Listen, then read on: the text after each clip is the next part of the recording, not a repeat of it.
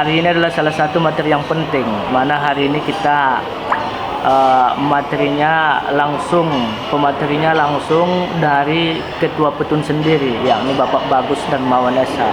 Jadi sangat menarik, apalagi di lingkungan sekitar kita banyak terjadi permasalahan-permasalahan yang menyangkut seputar menyalahi ataupun tidak sesuai dengan aturan-aturan yang seharusnya dilaksanakan. Contohnya banyak para pejabat yang menyelewengkan kekuasaannya demi untuk kepentingan pribadinya.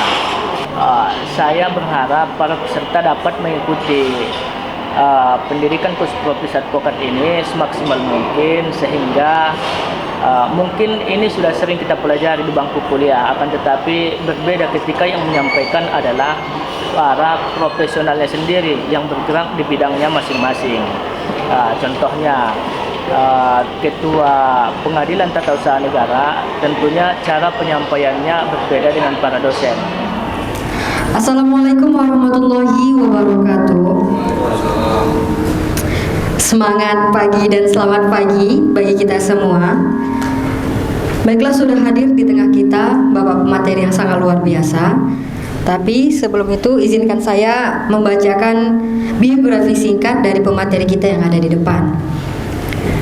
Nama lengkap merupakan Bapak Bagus Darmawan SHMH, agama Islam, tempat tanggal lahir di Kalbar pada tanggal 19 November tahun 1969, pekerjaan hakim, dan jabatan saat ini merupakan Ketua PT UN Medan, alamat rumah Komplek Wartawan Kota Medan, Provinsi Sumut. Nah, adapun riwayat pendidikan yakni menempuh Starata S1 di Unila pada tahun 1999 dan selesai magister di UMP pada tahun 2008. Adapun moto hidup adalah hidup yang ditempuh dengan perjuangan akan menjadikan kita pribadi yang punya harga diri dan perasaan.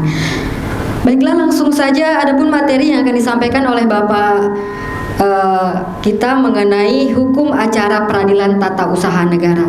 Kepada Bapak, waktu dan tempat kami persilahkan. Assalamualaikum warahmatullahi wabarakatuh. Semangat dulu, semangat pagi ya. Assalamualaikum warahmatullahi wabarakatuh. Waalaikumsalam warahmatullahi wabarakatuh. Selamat pagi, salam sejahtera buat kita semua. Om Swastiastu, Namo Buddhaya, salam kebajikan.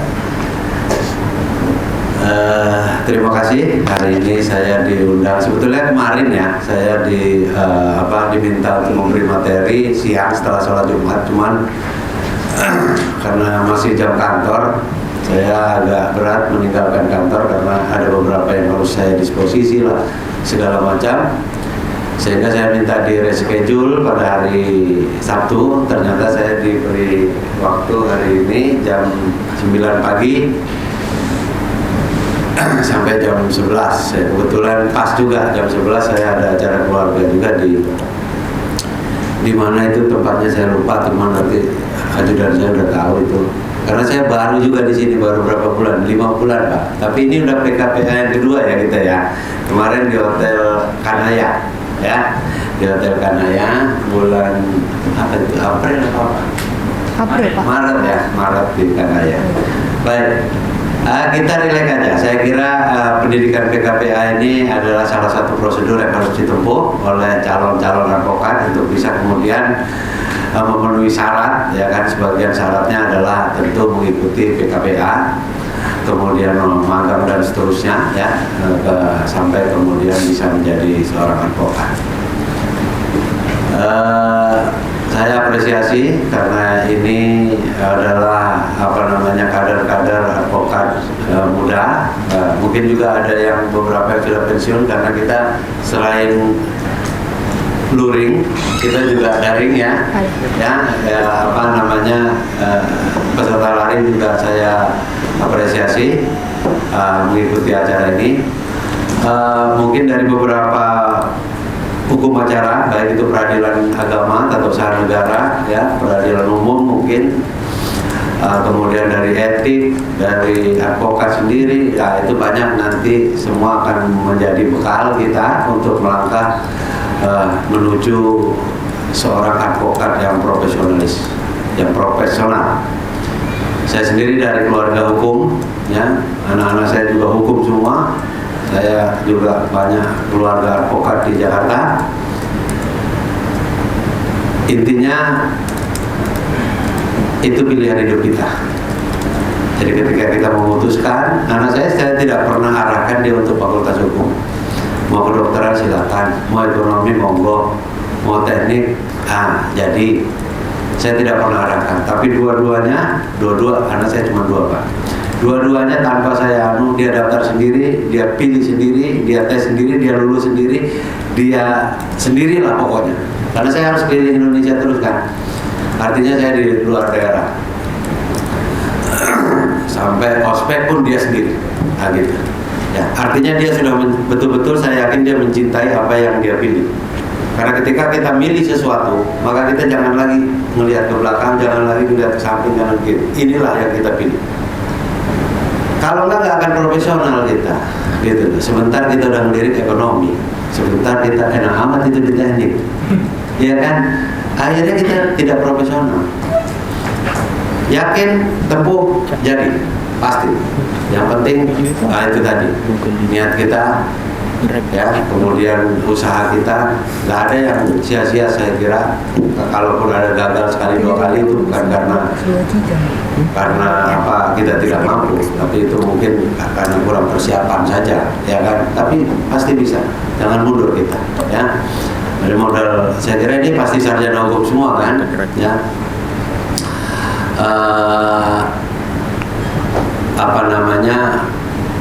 Tentu yang paling modal utama kita sebagai seorang sarjana hukum dan memilih pekerjaan di bidang hukum yang berkaitan dengan itu, tentu modal utamanya adalah argumentasi, ya. Bagaimana kita bisa meyakinkan, mengargumentasi, bukan asal ngomong, bukan asal jeblak, bukan asal protes, bukan asalan menyalahkan orang, membenarkan, tidak. Tapi kita harus punya dasar, ya, yang kuat sebagai seorang profesional, sehingga kita bisa kemudian meyakinkan orang dan menjadi advokat yang handal di suatu saat nanti. Saya kira itu pasti. Ya, saya kalau di rumah lebaran atau apa sudah kumpul, ada yang jaksa, rata-rata pengacara, memang advokat, ya, saya hakim, kumpul di situ. Semua kita punya peran masing-masing gitu loh. Tidak ada yang lebih hebat satu dari yang lain. Karena tanpa sistem ini kita tidak akan jalan. Ya, semua harus kita hargai dan kita hormati. Nah, waktu kita itu 1,5 sampai 2 jam, ya kan? Saya kira tidak mungkin lah kalau saya harus jelaskan hukum acara ini kan 1 semester lebih. Saya kalau ngajar di universitas dikasih waktu, dikasih mata pelajaran, atau saya kalau udah ketua saya agak repot, kalau udah pimpinan. Kalau waktu hakim kami itu sekitar 3 tahun minimal, itu tidak pindah, minimal ya. Ya bisa jadi kalau kebutuhan organisasi 2,5 tahun kita sudah dipindah, tapi rata-rata 3 tahun, 3,5 tahun. Nah di situ kita bisa diminta oleh universitas untuk menjadi dosen luar biasa lah. Nah itu kita dikasih. Nah bahan ini mau 1 semester lebih saya kasih sebetulnya.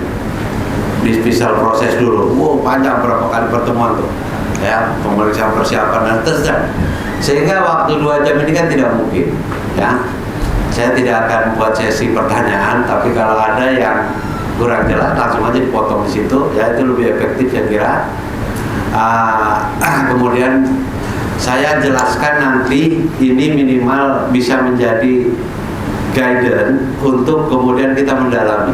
Pasti kita harus dalami sendiri, nggak mungkin, ya kan, nggak mungkin. Tapi guidance-nya sudah saya berikan gitu loh, tinggal kita perdalam. Saya kira tidak mungkin di waktu yang singkatnya kita bisa memahami, bisa tahu, mengerti, paham, ya. Jadi tahu aja dulu gitu. ya, mengerti, nanti pelajari sampai kemudian saudara paham dengan apa yang dimaksud atau bagaimana hukum acara di peradilan tata usaha negara. Saya ingat-ingat Pak, nanti saya anu dulu. Ini kalau nggak salah, nah kalau mundur yang mana Pak? Tengah ya? Mundur tengah. Oh ya, oke. Saya berdiri ya? Boleh. Mohon izin ya. Kita relax aja Pak. Kalau nggak relax pasti kan nangkep nanti, ya. Karena kita juga ya sampai saat ini juga saya masih belajar Pak, ya. Artinya belajar hukum acara itu terus berubah, ya. Kalau ada perubahan hukum acara pasti saya panggil ke Jakarta bersama yang ketua-ketua untuk kemudian ada perubahan hukum acara, gitu ya. Nah, kita relax aja. Kalau ada yang mengganjal atau kurang dipahami, potong aja. Ini kayaknya terlalu dekat dengan ini, saya di sini aja. Nggak apa-apa Pak, saya di sini. Oke, jadi saya buka pertama dulu. Ini mungkin nanti akan hukum acaranya kan pasti berbeda-beda Pak. Pasti nanti dapat semuanya, ya. Ada dari peradilan umum, peradilan agama, itu dari militer dan dari petul. Ya, kalau kita bicara kekuasaan kehakiman, inilah kita, ya kan. Jadi kalau saudara dengar ada pengadilan tipikor, pengadilan perikanan, PHI dan segala macam, itu bukan peradilan, itu pengadilan di bawah peradilan umum. Ya, nah kalau pengadilan pajak itu pasti di bawah PT UN, pengadilan khusus namanya, ya. Jadi hakim-hakimnya juga khusus, gitu. Nah, saya hanya ingin gambaran aja ini. Kita sekarang ada di pengadilan tata usaha negara, ya, karena setiap peradilan punya kewenangan dan kompetensi masing-masing, ya, yang pasti hukum acaranya berbeda-beda Pak. Makanya hakim PN itu nggak bisa lari ke tun. Kalau saya pindah ke tun ya nggak akan bisa. Hakim tun juga demikian tidak akan bisa. Kalau militer jelas, kalau dia harus militer ya, tidak akan bisa. Ke agama beda lagi Pak hukum acaranya. Dia pasti blank hukum acara, ya. Karena setiap peradilan pasti punya kekhususan dan ciri hukum acara yang diatur berbeda-beda. Nah, ini outputnya nanti saya ingin menyampaikan paling tidak meningkat pengetahuan, keterampilan dan seterusnya lah. Ini teorinya kalau kita sudah paham nanti paling tidak lulusannya diharapkan bisa memiliki kemampuan dan kecakapan, ya, di bidang profesi. Karena ini profesi. Nah, ini nanti kita ada poin-poin pentingnya Pak yang ingin saya sampaikan dalam beracara di peradilan tata usaha negara, ya. Apa sih itu nanti gugatan atau permohonan, ada apa sih dismissal proses, apa sih upaya administratif. Aduh, itu 2 kali ya. Sorry itu bukan. Nanti diperbaiki Pak. Dismissal proses itu bisa diperbaiki di situ Pak. Dismissal prosedur yang kelima itu diperbaiki. Nah, itu dihapus saja. Kan udah ada di atas. Keketik 2 kali dia. Nah, terus sampai ke bawah, sampai eksekusi. Karena ternyata di peradilan tata usaha negara banyak. Tadinya kita itu kan hanya mengadili objeknya itu keputusan tun, hanya itu aja, keputusan tun dulu ya. Tapi ternyata dengan lahirnya Undang-Undang 14 tahun Undang-Undang Nomor 30 tahun 2014 tentang administrasi pemerintahan, banyak sekali hukum acara yang kewenangan yang diberikan kepada tun. Akhirnya kewenangan tun itu bukan hanya mengadili katun, tapi sudah akhirnya diperluas. Nah, ini nanti saya akan jelaskan, ya. Akan saya jelaskan. Nah, seperti yang di atas tadi, ya, ini paling tidak kita ngerti lah tentang apa itu perluasan kewenangan mengadili, persidangan elektronik, pelaksanaan putusan dan asas-asas peradilan administrasi. Nah, ini dia. Karena waktunya singkat, paling tidak nanti saudara bisa baca-baca. Saya udah kasih pasalnya, jadi guidance-nya pasti ada gitu. Saya nggak asal nulis, tanpa ada pasalnya. Karena di peradilan tata usaha negara itu beda dengan peradilan umum. Di peradilan tata usaha negara itu sudah ditentukan siapa yang bisa menggugat, siapa yang harus jadi tergugat, dan apa objek sengketanya. Kemudian apa yang bisa dimintakan di dalam petitum gugatan, itu semua sudah ditentukan. Nggak seperti di perdata, ya kan? Dia bisa minta apa saja itu di diktumnya, tapi kalau diktum tidak. Dan bedanya di perdata, pihak itu adalah orang dan orang pribadi, artinya subjek hukumnya itu seimbang.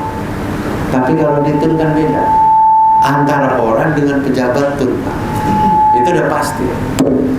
Oleh karenanya hukum acaranya sangat dibedakan, karena kedudukan itu tidak seimbang gitu. Ya kan, tidak seimbang. Orang melawan pejabat tun.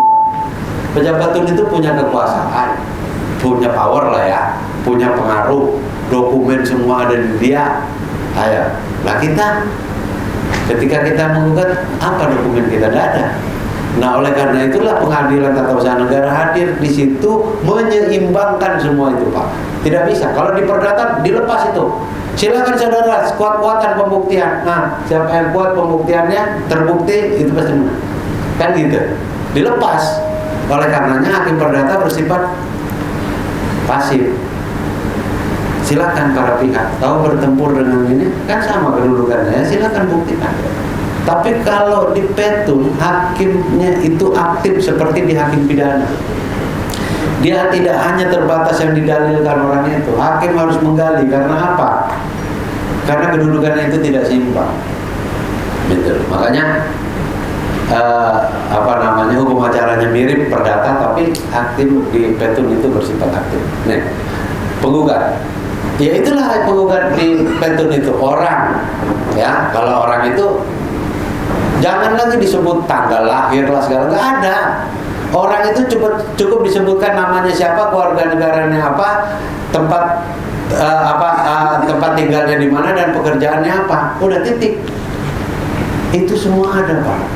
Tapi masih banyak juga yang advokat yang nulisnya nama kliennya ditulis nama, tempat tanggal lahir, ya kan, jenis kelamin lah segala. Ini bukan membuat KTP kan gitu.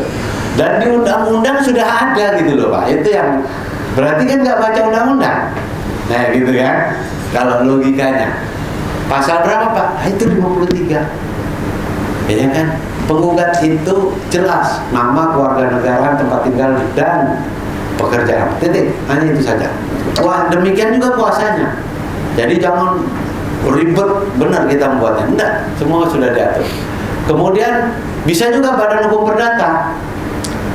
Badan hukum perdata, karena orang dan badan hukum perdata itu sama-sama subjek hukum.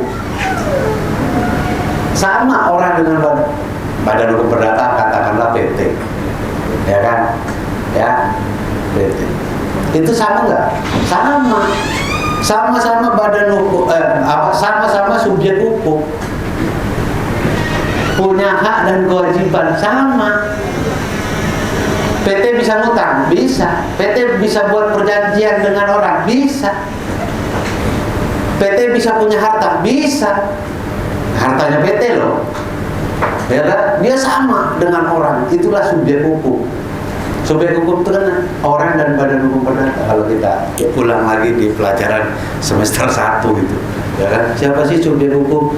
Apa sih objek hukum? Apa sih hubungan hukum? Apa sih akibat hukum? Itu pasti di pelajaran PHI dan PIK itu nyambung, jadi putar-putar di situ. Nah, kalau saya ngajar itu pasti saya masuk di semester 6, anak-anak di semester 6. Ya kan? Dosennya pasti di situ. Kalau saya tes apa sih akibat hukum, apa sih hubungan hukum, apa sih perbuatan hukum, kalau itu aja dia nggak tahu, Pak, berarti sulit gitu. Makanya kita PHI dan PHI itu harus kuat kita di situ. Baru kita pegang azasnya, Pak. Lari kemana dia ngomong, pasti kita bisa, Pak. Kalau kita udah pegang azasnya, Pak. Saya bukan orang pidana, saya bukan orang perdata.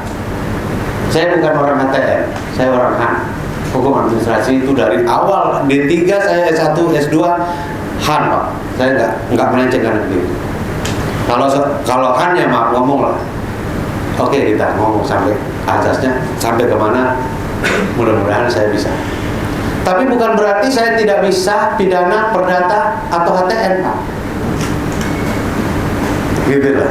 Nggak mungkin seorang sarjana hukum nggak tahu. Tapi hanya saya pegang asas-asasnya saja Pak. Kalau asas yang kita sudah pegang, nggak akan lari dia, atau nggak akan, paling tidak terlalu budak lah kita kalau diajak ngomong. Jangan sampai, aduh saya bukan orang pidana Pak, maaf saya nggak ngerti. Pak, jangan kayak gitu kita. Nggak boleh. Pegang asasnya, ya nanti pelajari. Sehingga kalaupun kita bukan orang pidana, kita bisa memberi solusi. Paling tidak kalau ada persoalan hukum yang dihadapkan kepada kita tahu minimal dulu di ranah hukum mana ini. Kalau kita nggak ngerti di ranah hukum mana Pak, kacau kita Pak. Hukum ini luas sekali gitu loh. Belajari hukum administrasi aja pusing kita udah. Pusing aja Pak. Banyak sekali anunya, cabangnya. Ranting-rantingnya itu. Kalau pohon hukum kan jelas. Pohon hukum itu hukum pidana, perdata, HTN, Han. Tapi itu kan akan terbagi menjadi cabang, ranting, dahan, apalah itu, ya, genusnya jelas gitu loh. Nah, spesiesnya banyak sekali. Oleh karenanya, paling tidak kalau ada satu persoalan hukum, kita harus tahu dulu di ranah hukum mana ini. Apakah, ya kita pikir-pikir sendiri lah, klien kita kan nggak perlu kita kasih tahu. Coba ibu cerita dulu misalnya kan, atau bapak cerita dulu apa persoalannya. Kan pasti begitu. Yang tahu persoalan itu pasti dia, bukan kita. Jago dia lah daripada kita yang tahu persoalannya. Tapi hukumnya jago saya, kan gitu. Makanya you bayar saya, karena you tidak tahu hukumnya, karena you tidak tahu ini lari di hukum, di ranah hukum apa. Itulah kita dibayar gitu loh. Kalau persoalannya lebih tahulah dia daripada kita, kan gitu. Kita dibayar karena kita menguasai hukumnya, kan gitu. Ya kan? Nah, sehingga kalau ada datang ke kita dia cerita segala macam, kita udah paham. Wah, ini lari ke perdata ini. Persoalan ini lebih ke perdata. Tapi bisa juga ada pidananya ini kalau kita mau pidanakan. Ya kan? Tapi apa target yang diinginkan oleh klien kita ini? Ya kan? Apakah pidana atau perdatanya? Kalau pidananya ini masuk ke sini nih, penggelapan ini. Ya kan? Kalau perdatanya, ini soal ganti ruginya ini kan gitu-gitu ya kan? Nah, gitu. Ya. Dia mencuri dari saya Pak, begini. Ya, kita harus bedakan lagi, jangan sampai dia bukan mencuri tapi menggelapkan. Mencuri dengan penggelapan itu beda, kan gitu-gitu. Itu udah di luar kepala kita, gitu loh, ya. Jangan kita tidak bisa, gitu. Makanya pelajari azas-azasnya. Nah, seorang advokat itu luar biasa, dia harus menguasai semuanya loh, ya. Kecuali udah di law firm yang besar itu seperti ya Hotman Paris lah segala macam, dia udah punya kamar itu Pak. Begitu persoalan orang datang begini, ini masuk ranah pidana, disorong ke kamar pidana, ahli pidana semua di situ, ahli perdata semua ahli, jadi betul-betul hebat gitu loh, ya kan? Itu jadi, nah kita yang baru mulai ini eksistensi kita jangan sampai tidak gitu ya. Itu tergugat itu pasti badan atau pejabat pemerintahan, nama jabatan dan tempat kedudukan itu saja yang disebut. Misalnya Kepala Kantor Pertanahan Kota Medan, tempat kedudukan sudah selesai. Nah, gitu. Jangan nama orangnya, masih banyak juga advokat. Tergugat Jamaluddin, Kepala Kantor Pertanahan Kota Medan. Ngapain Jamaluddinnya gitu? Jamaluddin itu bukan nama jabatan. Nama jabatan yang digugat. Mau pejabatnya pindah, mau pejabatnya ganti, mau pejabatnya rolling, nggak ada urusan. Yang digugat kan nama jabatan. Kalau si Jamaluddin yang digugat Pak, si Jamaluddinnya pindah, terus siapa yang jadi tergugat? Jadi bukan. Diganti si Darto. Ya Darto lah yang harus bertanggung jawab. Nama jabatanmu ada di situ. Kepala Kantor Pertanahan ya. Jadi Jangan macam-macam. Itu ada di pasal 1 angka 12. Itu ada lah, silakan dibaca ya. Terus di TUN juga ada kemungkinan pihak ketiga masuk. Pihak intervensi namanya. Saya hanya ingin memberikan gambaran supaya saudara gampang nanti nulis. Tulis aja. Tulis yang setangkap-tangkapnya saudara aja lah. Jadi selain penggugat, tergugat, ada intervensi. Nah, intervensi itu pihak ketiga yang terkait. Gitu loh. Misal saya kasih contoh. Kalau nggak kasih contoh agak susah ya. Kalau teori aja susah gitu. Banyak itu di perkara aja, apa aja bisa itu. Misalnya tanah lah. Ibu siapa namanya, Bu? Ika Kursinapa. Ika. Ibu Ika katakanlah punya AJB gitu ya, di tanah di sini.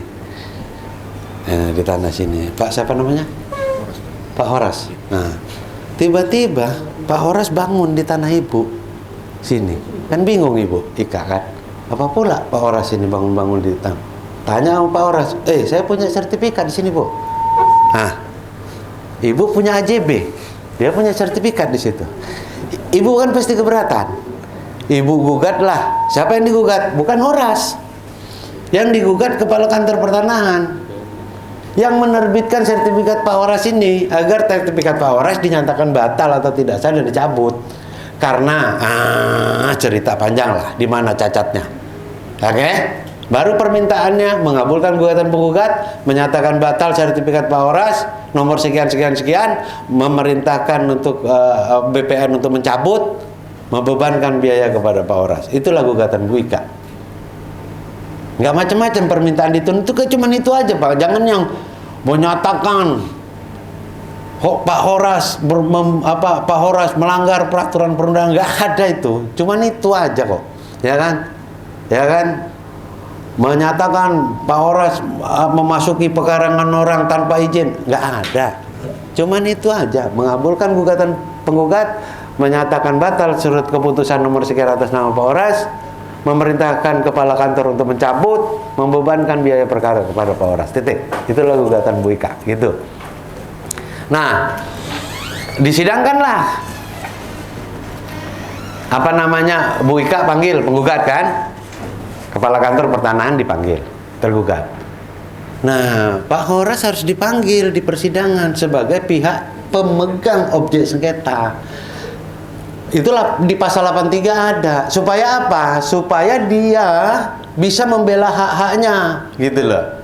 Dia nanti akan berdampingan dengan kantor pertanahan pasti, gitu loh. Karena kantor pertanahan menerbitkan, itu akan jadi pihak tergugat dua intervensi. Jadi itulah pihak ketiga. Nah, Bu Horas silakan. Bu Horas, Bu Ika ya. Maaf Bu ya, Bu Horas. Ntar saya kena marah lagi ya. Nah, Bu Ika silakan berhadapan sama tergugat dan intervensi. Pak Horas itu tidak wajib masuk, bisa menolak.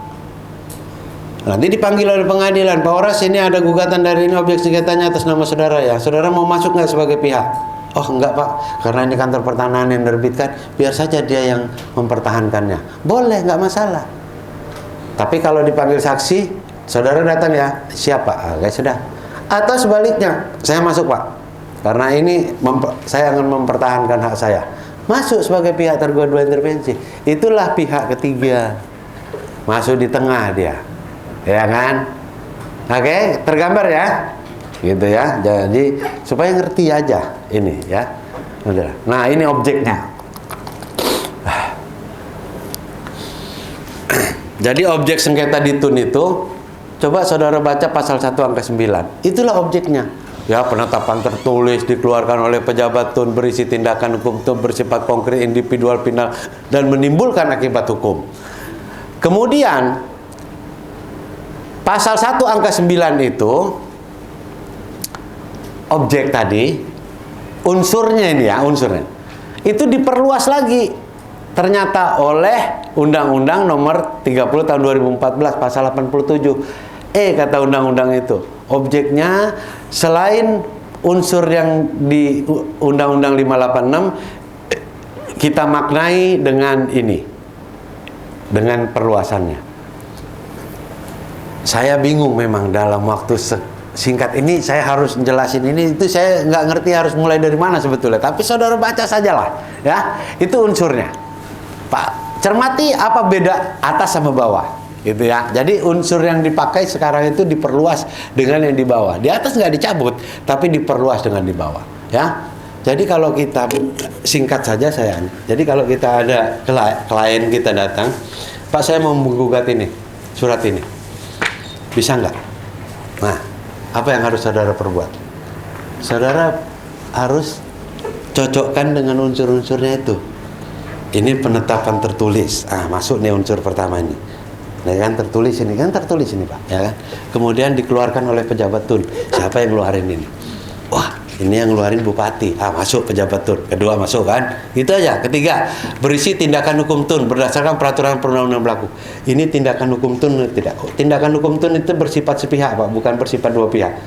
Nanti gampangnya saya kasih tahu. Ini tindakan hukum tun tidak? Tindakan hukum tun itu bukan tindakan hukum perdata, Pak. Gampangnya gitu aja lah. Ini kalau saya mau jelasin panjang ini, Pak. Tapi gampangnya gitu. Tindakan hukum tun itu beda dan tindak. Ternyata isinya bukan perjanjian gitu loh. Bisa jadi dikeluarin tapi isinya perjanjian. Perjanjian kan masuk perdata. Wah, ini tindakan hukum tun ini pemberhentian pegawai katakanlah pemberian sanksi administrasi ya berupa penurunan pangkat gitu kan. Itu kan hukum tun, Pak. Bukan perdata itu. Nggak ada perjanjian apa di situ. Itu betul-betul dia melaksanakan undang-undang hukum administrasi kan. Wah, bisa ini masuk nih yang ketiga nih kan. Berisi tindakan hukum tun kan, pemberian sanksi, penurunan pangkat lah gitu ya. Terus bersifat konkret, Pak. Konkret itu jelas, Pak. Konkret itu jelas siapa yang menerbitkan jelas. Oke, ada. Terus apa isinya jelas, hukuman disiplin. Kemudian ditujukan kepada siapa? Itulah konkret.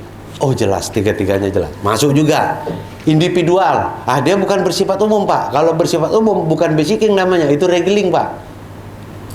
Artinya surat keputusan ini tidak ditujukan untuk umum gitu loh, Pak. Nggak jelas untuk umum itu nggak bisa. Dia harus individual atau dapat diindividualisir. Gitu. Wah, ini surat keputusan ditujukan kepada ibu ya. Berarti individualnya masuk lagi kan? Final. Nah, final inilah yang nanti akan dirubah di bawah, Pak. Dulu harus bersifat final. Artinya surat keputusan yang belum sampai ke final dia penerbitannya, baru rekomendasi. Ya kan? Baru surat keputusan Kepala Kantor Pertanahan. Surat ini masih harus ditindaklanjuti oleh Kanwil. Itu belum bisa. Sekarang udah bisa, Pak. Sepanjang dia sudah menimbulkan akibat hukum, boleh digugat. Itu intinya. Sepanjang dia sudah menimbulkan akibat hukum. Terus menimbulkan akibat hukum bagi seorang atau perdata. Disitulah, Pak. Ya, unsurnya terpenuhi atau tidak, Bapak baca aja sendiri. Nah, sekarang kalau ada yang datang lagi nyodorin surat itu, Bapak atau Ibu padukan lagi dengan unsur yang di bawahnya itu yang sampai 6 itu. Masuk atau tidak? Hampir sama itu, nggak perlu saya ulang lagi. Ya, hampir sama. Kalau dia masuk, maka itu bisa dijadikan objek tun. Kemudian ada juga perbedaannya, penetapan tertulis. Di situ penetapan tertulis yang juga mencakup tindakan faktual, Pak. Ini nggak bisa nyorot ya, Mas? Nggak bisa til gitu ya? Bisa nggak? Bisa nggak? Bisa nggak? Bisa, Pak. Gini. Atas. Ini. Atas. Itu dia. Saya gaptek kalau kayak gini, Pak ya. Biasanya kalau urusan yang berbau apa namanya, Mas? Teknologi. Tinggal manggil aja. Tolong ini, tolong itu. Jadi ujung-ujungnya kan gaptek kita kan. Ya, kita minta ajar sama anak, malu juga, Pak, sebetulnya kan. Tapi nggak apa-apa lah ya, Mas, jangan diketawain. Nah, ini. Ternyata penetapan tertulis ini, Pak, juga mencakup tindakan faktual katanya. Loh, berarti lebih luas lagi nih petun nih, gitu kan. Tadinya kan itu aja surat keputusan tun. Sekarang tindakan faktual juga, Pak. Lah, tindakan faktual ini berarti dia nggak ada katurnya, Pak. Nggak ada nggak ada katunnya. Tindakan yang kita gugat, Pak, dia nggak ada katun. Tindakan itu bisa berbuat, tidak berbuat. Pemerintah itu berbuat atau tidak berbuat, Pak. Yang seharusnya menjadi kewajiban dia untuk melakukan perbuatan itu. Sehingga karena dia berbuat atau tidak berbuat itulah dia merugikan orang. Gitu loh. Ya kan? Ya contoh gampangnya yang sering saya sampaikan mungkin karena kelalaian pemerintah menyebabkan orang lain celaka, Pak. Karena kelalaiannya. Harusnya dia berbuat dong, gitu. Misalnya di jalanan yang lagi dibangun, digali, Pak. Gali kan nggak cukup 1 hari kita ngerjakan itu. Malam nggak ada rambu-rambu, nggak ada apa, orang masuk lah lagi motor kan, berak katanya kan, patah tulang, motor hancur segala macam. Nah itu tindakan, Pak. Tindakan itu merugikan si A tadi yang jatuh itu kan.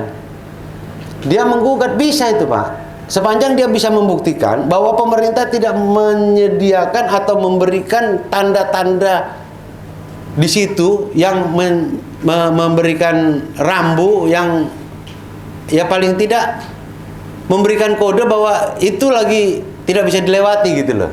Ya lampu kedap-kedip kayak apa kayak kan stiker spotlight itu atau apalah maksimal. Kalau dia masih terjun situ juga mampus lah kau. Kan gitu. Nah, berarti kan dianya yang nggak benar kan? Tapi kalau nggak ada tanda-tanda, Pak. Nah, itu. Seharusnya pemerintah berbuat gitu. Berbuat apa?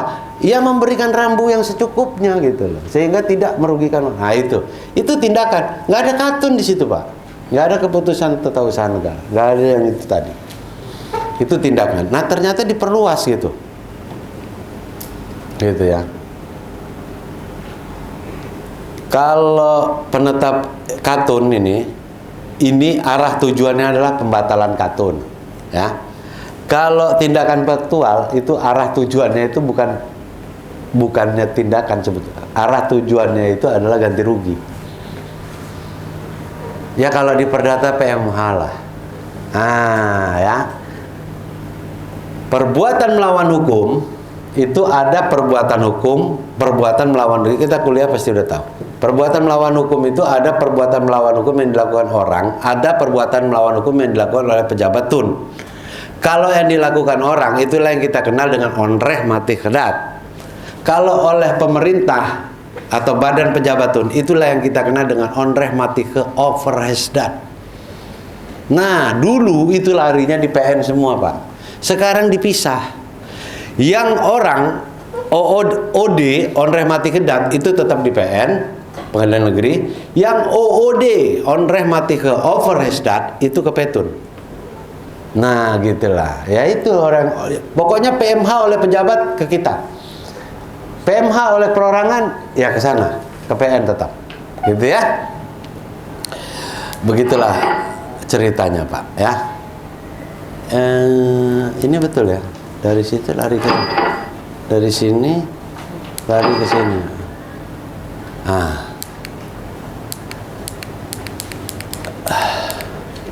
Ini ada di pasal 2, Pak. Jadi ini saya mau kontrario dari yang tadi. Kalau saudara tadi sudah baca, ternyata unsurnya masuk semua. Ini berarti bisa digugat ini sebagai katun tuh, Pak, ya. Udah masuk nih unsurnya, penetapan tertulis, diterbitkan oleh pejabat tun, bersifat konkret individual final, menimbulkan akibat hukum dan segala macam. Sudah masuklah dia kriterianya itu. Bapak harus challenge dengan pasal 2 ini, Pak. Karena sekalipun dia memenuhi unsur katun tadi, tapi tidak bisa digugat kalau dia itu. Kalau dia masuk di dalam pasal 2 itu. Inilah yang dimaksud dengan pengecualian gugatan di Pengadilan Tata Usaha Negara. Sekalipun dia memenuhi unsur katun, Pak. Nah, jadi saudara dibayar karena memang saudara menguasai yang begini gitu loh. Pasti orang awam kan nggak bisa, Pak, menguasai gini. Ya kan? Nah, ilmu yang kita jual kan ilmu, Pak. Ya. Nah, saudara, kira-kira surat ini sudah memenuhi unsur katun. Masuk perbuatan hukum perdata nggak dia? Kita kan tadi udah cek. Ya, bukan perjanjian ini. Pemerintah bisa membuat perjanjian loh, Pak, dengan pihak ketiga. Misalnya pemerintah daerah Kota Medan membuat perjanjian dengan vendor berkaitan dengan penyediaan mobil dinas, Pak. Wah, ya kan, mobil dinas. Saya sewa 30 biji. Sewa menyewa itu, Pak. Hukuman keperdataan itu, Pak.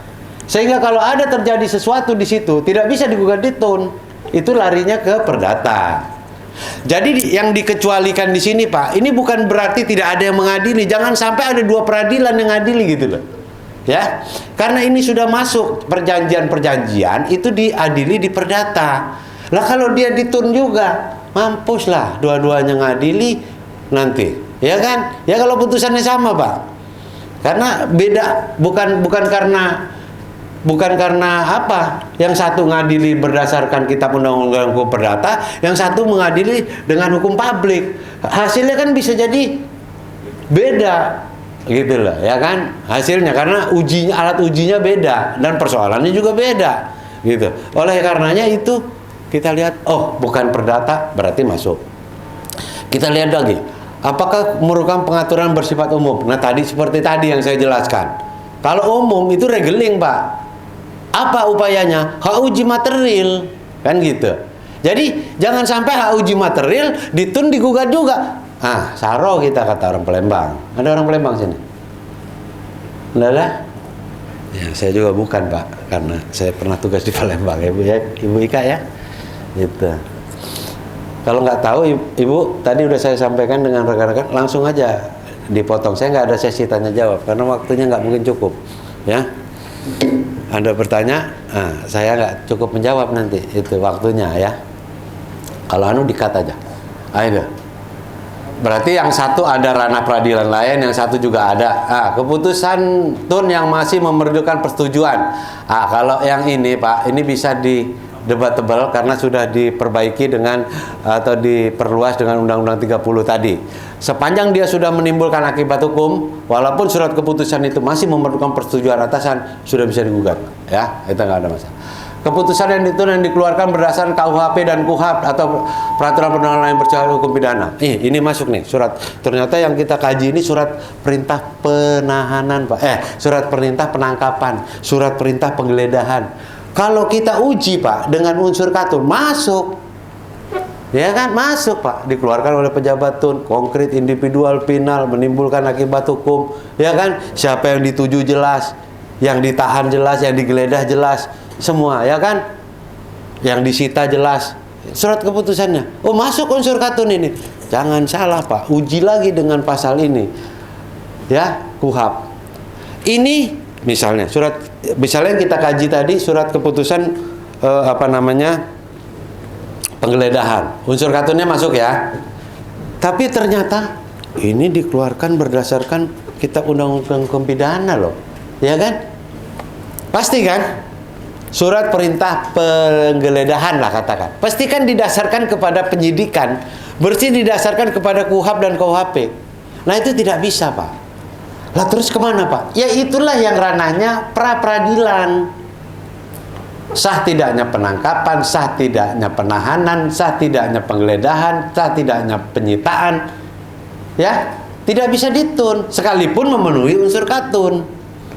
Tapi dia ranahnya di pra-peradilan. Nah gitu ya, jangan sampai di pra-peradilan ngadili, kita ngadili ya sok-sokan itu, ya, ya Mbak ya.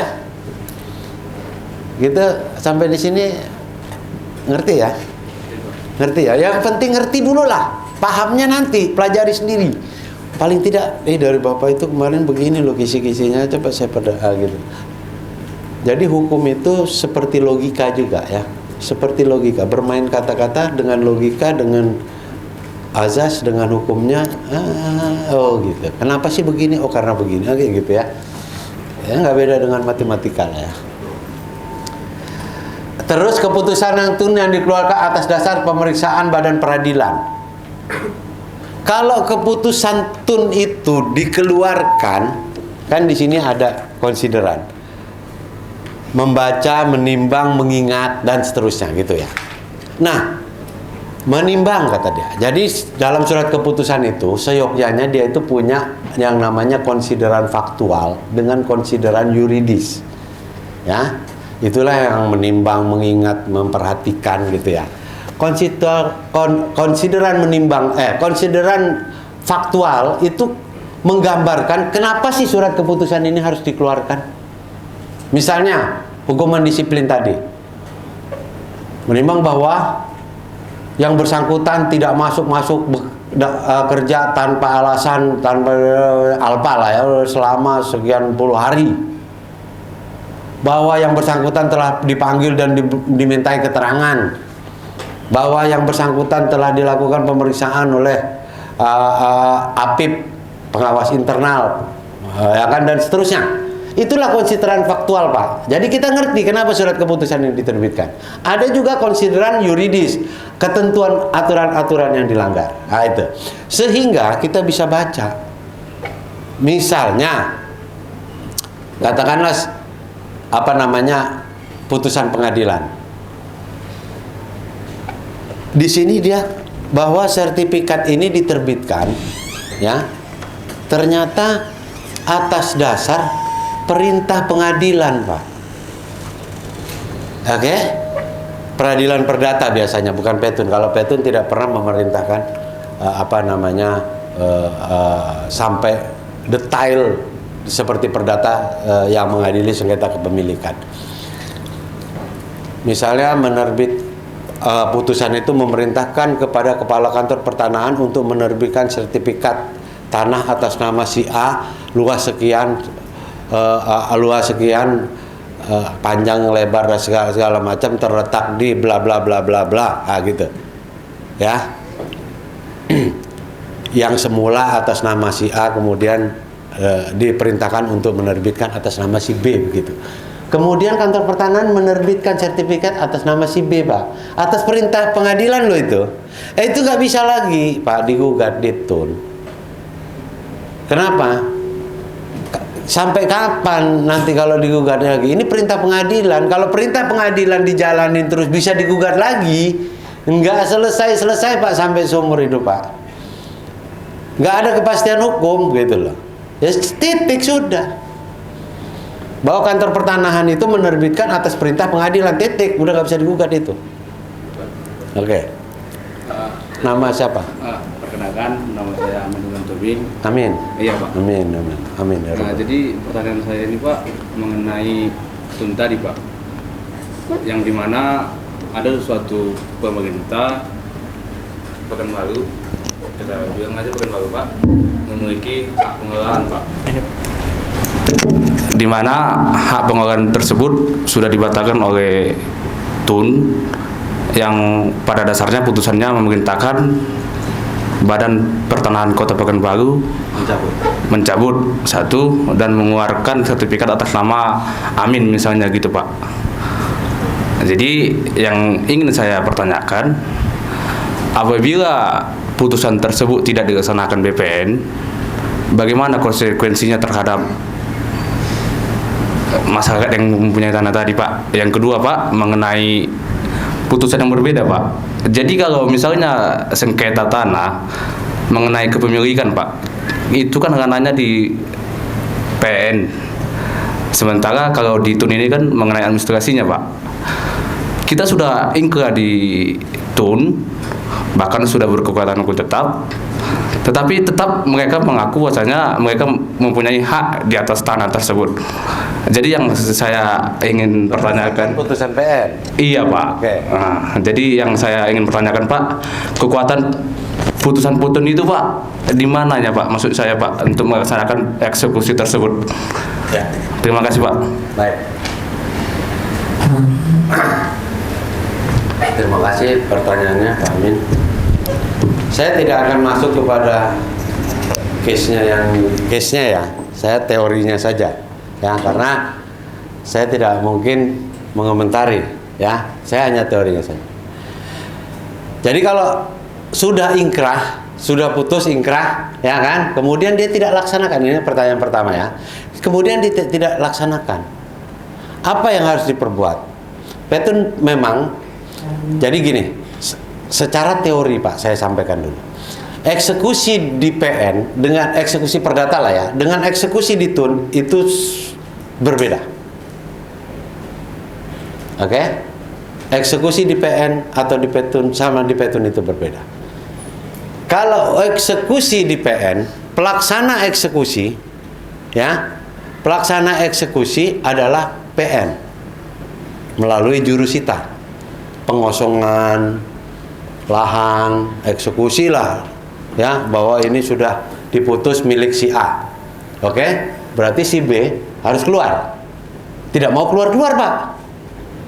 Si A udah ingkrah ini. Si A ngajukan permohonan eksekusi kepada pengadilan untuk melakukan pengosongan terhadap tanah si B. Itulah yang kita sering lihat, ada bulldozer lah, ada rubuhin lah, ada barang-barang dilemparin keluar lah. Itu eksekusi Pak. Karena dia eksekusi real log tanah Pak. Perkara PN itu kepemilikan Pak, tanah. Nah, berbeda dengan eksekusi di PTUN Pak. Eksekusi di PTUN itu bukan eksekusi terhadap objek tanahnya Pak, tetapi eksekusi terhadap surat keputusannya. Gitu lah. Kita tidak mengadili kepemilikan, tidak Pak. Mau itu milik siapa terserah gitu loh. Tapi sertifikat itu sudah kami batalkan. Nah, saya kasih contoh seperti Bu Ika dengan Pak Horas tadi. Katakanlah Ibu Ika menang Pak, sertifikat Pak Horas dibatalin Pak. Pertanyaan hukumnya, apakah tanah itu punya Bu Ika? Belum tentu.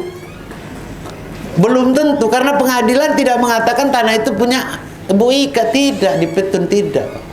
Hanya permintaan di dalam petitumnya Bu Ika itu dikabulkan oleh pengadilan dengan menyatakan batal sertifikat Pak Horas kepada kantor pertanahan untuk mencabut. Selesai. Gitu. Terus tanah itu punya siapa? Ya sementara ini Bu Ika punya HJB, satu-satunya ya, secara hukum loh. Pengadilan tidak pernah menyatakan gitu loh. Beda dengan perdata Pak. Nah, kalau sertifikat atas nama Pak Horas dibatalkan, satu-satunya pemegang surat di situ pasti Bu Ika.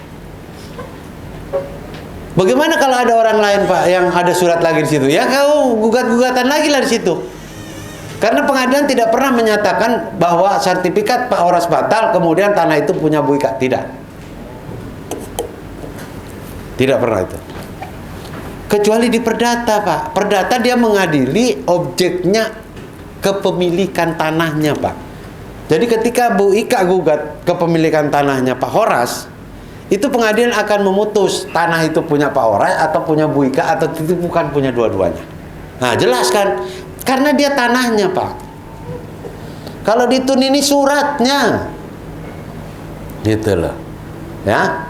Nah, oleh karena itu suratnya yang dibatalkan, maka pelaksana putusan di PTUN itu bukan PTUN. Seperti di perdata itu PN pelaksana putusan, bongkar segala macam, jurusita turun, bacakan. Ya kan, eksekusi perkara berapa, ya kan, tentang petugas yang mau ngosongin udah siap segala macam. Karena dia eksekusi itu kan, apa sih makna eksekusi? Eksekusi itu putusan itu tidak perlu dieksekusi sebetulnya. Kalau semua yang terkena di dalam diktum diperintahkan di dalam putusan itu mematuhi, sebetulnya tidak perlu ada eksekusi Pak. Eksekusi itu kan maknanya adalah pelaksanaan putusan secara paksa Pak. Itulah eksekusi, gitu loh. Kalau nggak dipaksa, ngapain eksekusi, gitu loh, ya kan? Tanah Bu Ika sudah di perdata menang, Pak Horas keluar. Pak Horas dengan sadar keluar. Terus apa yang mau dieksekusi? Nggak ada. Bu Ika tinggal masuk, selesai.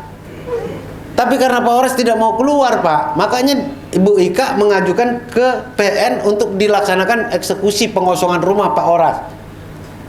Turunlah jurusita, usir Pak Horas secara paksa, kan gitu. Jadi nggak perlu ada eksekusi sebetulnya kalau sadar. Nah, di PTUN pelaksana putusan itu siapa? Ya pejabat TUN itu sendiri Pak. Menyatakan batal surat keputusan berupa sertifikat bla bla bla atas nama Pak Horas. kantor pertanahan nggak mau Pak mencabut. Itu yang contoh tadi kan, nggak mau mencabut. Terus gimana? Pengadilan tidak punya kewenangan Pak untuk mencabut. Kita ini bukannya pejabat yang menerbitkan. Jadi ini panjang lagi Pak, teori jabatan lagi kita masuk Pak. Ya, teori jabatan. Teori jabatan itu berkaitan dengan kewenangan. Hukum administrasi itu indah sebetulnya Pak. Kalau gitu loh ya. Teori jabatan itu berkaitan dengan kewenangan. Kewenangan itu ada kewenangan atributif, ada kewenangan delegasi, ada mandat Pak. Nah, Petun itu tidak pernah diberikan kewenangan atau bukan pejabat tun yang punya kewenangan atributif Pak. Satu-satunya yang berwenang untuk mencabut surat keputusan adalah pejabat yang menerbitkan itu sendiri gitu loh. Ya kantor pertanahan. Adakah bisa Petun ngeluarin sertifikat pembatalan? Kan tidak mungkin. Ya kan? Adalah Petun mencoret buku tanahnya, datang ke kantor pertanahan, mana buku tanahmu? Saya coret gitu. Nggak mungkin Pak. Gitu. Petun memerintahkan kan gitu. Nah, yang melaksanakan siapa? Ya dia sendiri gitu. Beda dengan PN ya. Nah itu ya, ada gambaran lah sedikit. Nah terus pertanyaan Mas Amin tadi, bagaimana Pak kalau dia tidak mau mencabut? Ya, mencabut itu menarik dari yang punya sertifikat aslinya dari Pak Horas cabut. Kantor pertanahan punya kewajiban mencoret dari daftar buku tanah Pak, sertifikat nama Pak Horas itu sudah tidak berlaku itu, gitu ya kan? Itu yang harus dilakukan. Nah pertanyaannya, kalau dia nggak mau melakukan bagaimana Pak? Kita urut pasal 116, itulah eksekusi di Tun. Silahkan saudara ajukan permohonan pasal 116 saja Pak, urut-urutin ya, ajukan permohonan eksekusi. Nanti yang kedua tetap juga tidak mau dia Pak, ajukan lagi permohonan untuk ditegur, panggil. Saya ada beberapa yang sudah saya eksekusi, alhamdulillah juga ada yang sudah dilaksanakan Pak. Panggil penggugat, panggil tergugat. Bupati, bukan bupatinya sih, kuasanya. Kenapa? Surat keputusan pengangkatan kepala desa ini kan sudah dibatalkan Pak. Kenapa nggak dicabut? Wah ini Pak masih begini. Oke, kalau saudara tidak menyebut, saya keluarkan penetapan. Penetapan itu tembusannya kemana-mana Pak, sampai ke kementerian, sampai ke mana-mana, gitu loh ya. Mau saudara cabut nggak? Nah kita dengar alasan dia, masuk akal nggak alasannya? Kalau waduh Pak kami nggak bisa Pak karena begini, sudah, saya keluarin penetapan. Nah, isi penetapan adalah memerintahkan kepada tergugat untuk melaksanakan putusan Petun. Gitu. Dia nggak mau juga Pak. Nah gitu ya Mas Ade ya. Dia nggak mau juga. Terus apa lagi? Nah di pasal 116 itu ada lagi Pak, ngajukan lagi, panggil lagi Pak. Saya sudah ngeluarin penetapan kepada saudara, tetap saudara membangkang tidak mau melaksanakan. Tidak mau mencabut surat keputusan. Ya, saya keluarkan penetapan kedua, saya tidak lagi tujukan kepada saudara, tapi langsung ke Presiden, DPRD dan DPR. Ya, dengan tembusan 18 Pak. Sampai kepada Kementerian Aparatur Sipil Negara lah, pokoknya cuman setan aja nggak ditembusin di situ. Ya kan, saking kita nggak bisa apa-apa Pak, kesel kan, tembusin kemana-mana Pak. Udah, namamu dipertaruhkan di sana. Udah, tetap kalau nggak mau kirim. Atau saya kasih waktu 1 minggu, cabut. Iya Pak, saya cabut Pak. Selesai, cabut kan? Kalau enggak, terus Pak, terus. Nah, inilah kelemahannya masih di Petun Pak, karena sulitnya gitu. Nah, pertanyaannya, kalau udah sampai di Presiden, DPR dan DPRD Pak, ada satu perkara udah saya perintahkan DPRD Kota Medan, DPR RI, Presiden Republik Indonesia agar memerintahkan untuk melaksanakan putusan. Udah saya kirim itu, ya kan? Nah, pertanyaannya, kalau dia tetap nggak mau gimana Pak? Pening pala kita kan? Itulah kelemahannya di Tun, masih Sudah habis, Pak. Nggak ada lagi upaya. Mau nih, saya pernah dengar pendapat dengan DPR RI, Pak. Saya yang mewakili dari Petun Mataram, waktu itu saya ketua Petun Mataram. Saya mewakili Petun Mataram untuk berhadapan dengan DPR RI, Komisi 3, Pak. Arteria Dahlan lah, Budi, Johan Budi lah, dan Eris Bambang lah, banyak situ, Pak. Dedengkotnya Komisi 3. Ya kan? Intinya saya sampaikan, kalau surat sudah sampai di DPR, Pak, tolonglah ditindaklanjuti. Kasih hukuman disiplin itu pejabat TUN yang tidak mau. Saudara kan punya kewenangan pengawasan. Ya, karena nggak ada presiden, saya nggak bisa ngomong dengan presiden kan. Tapi kewenangan pengawasan tolong diawasi gitu loh. Kasihan rakyat kecil ini, dia harus ngadu kemana lagi. Datang ke saya mau ngapain gitu loh. Nggak mungkin saya ngadu ke malaikat gitu loh. Karena hukum acaranya nggak ada gitu loh. Ya kalau ada hukum acaranya saya jalanin. Nangis ibu itu, Pak. Bukan sekali 2 kali. Saya pernah jadi PLT Petun Jakarta itu 2 kali, Pak. PLT ya, pelaksana tugas ketua Petun Jakarta, saya pernah 2 kali, Pak. Itu nangis, Pak. Kemana lagi, Pak, ketua kami? Kalau tergugat tetap nggak mau melaksanakan, sedih kan, Pak? Saya udah kirim, Bu, ke DPR. Saya sudah kirim ke DPRD. Saya udah kirim ke presiden. Ayat pasal 116 itu ayatnya udah habis, Bu. Udah nggak ada lagi ayat berikutnya yang mau saya jalanin gitu loh. Seandainya saudara ketua bisa mengadu kepada malaikat, saya cari malaikat itu. Bener aja. Gitu loh. Karena ya kan kasihan saya. Nah, itulah tolong DPR. Makanya Pak Johan Budi bilang, saya terharu dengan Pak Kapetun ini. Bukan soal terharu, Pak. Ini fakta yang kita alami gitu loh, Pak. Ya kan? Nah, barulah kemudian muncul Duangsom, sanksi administratif. Tapi lagi digodok. Jadi nanti, kalau tergugat tidak mau melaksanakan nyabut surat keputusannya Pak Horas itu, si kepala kantor pertanahan itu akan dikenakan Duangsom, Pak. Silakan dia tidak mau melaksanakan, tiap bulan gaji atau tunjangan dia dipotong, Pak. Dikasihkan ke Bu Wika. Ya penggugatnya dia kan, gitu. Udah, nggak melaksanakan. Satu bulan 2 juta, 2 juta. Terus saja kau tidak laksanakan, terus, gitu loh, sampai tobat. Silakan, ya kan? Terus gimana, Pak? Kalau pejabatnya pindah?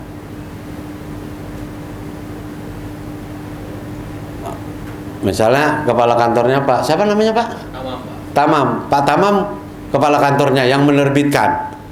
Kemudian putus Petun, Pak Tamam suruh kepala kantor suruh mencabut, kebetulan namanya Pak Tamam segala macam.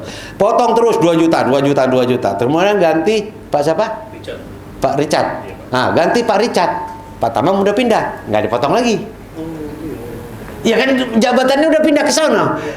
Dia mau nyabut apa, Pak? Udah nggak punya kewenangan. Pak Richard gantikan, mampus, kena 2 juta.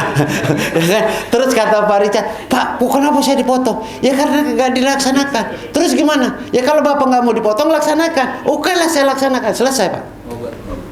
Kan gitu. Berarti ketika kepala BPN-nya berganti, yang lalu Pak bisa melaksanakan putusan tersebut. Iya, kan ini yang melaksanakan jabatan.